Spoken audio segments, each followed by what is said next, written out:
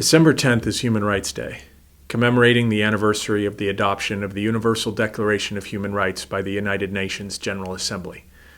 This is a day when all people and their governments should reflect on the state of human rights around the world and in their own countries as well. It is a moment to remember the struggles of the human rights defenders who display such great courage in giving voice to those who cannot speak for themselves.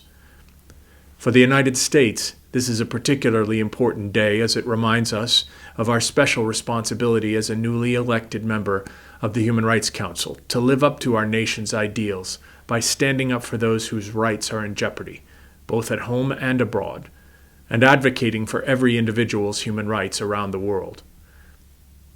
The United States is not perfect. No country is. One of our most enduring shortcomings dates back to our nation's founding in the institution of chattel slavery and in the policies which sought to assimilate and displace Native people and eradicate Native cultures. As President Biden said, systemic racism is not a uniquely American phenomenon, but deep racial inequities are a persistent feature of our national story, and that story must be told. The administration is leading this effort, both at home and abroad, and as an important element of our nation's re-engagement with the world. As we continue to work toward racial justice and strive for a more perfect union, we also see that systemic racism is a global scourge. Other nations around the world are confronting their own legacies of chattel slavery, the transatlantic slave trade, and colonialism.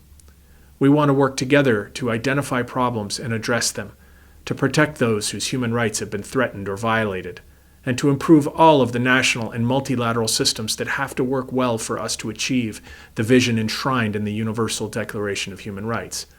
To again use President Biden's words, we are not here to lecture our partners, but to listen and walk with you on a journey toward those values that we all aspire to.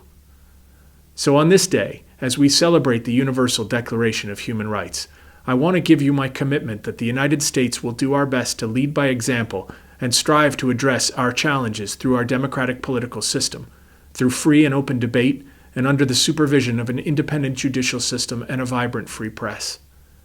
We will also honor our responsibility as a member of the Human Rights Council to advocate for human rights around the world and to speak up for the courageous defenders of human rights and the victims of human rights abuses whose governments continue to dismiss or ignore the Universal Declaration of Human Rights. On Human Rights Day and every day, we can do no less.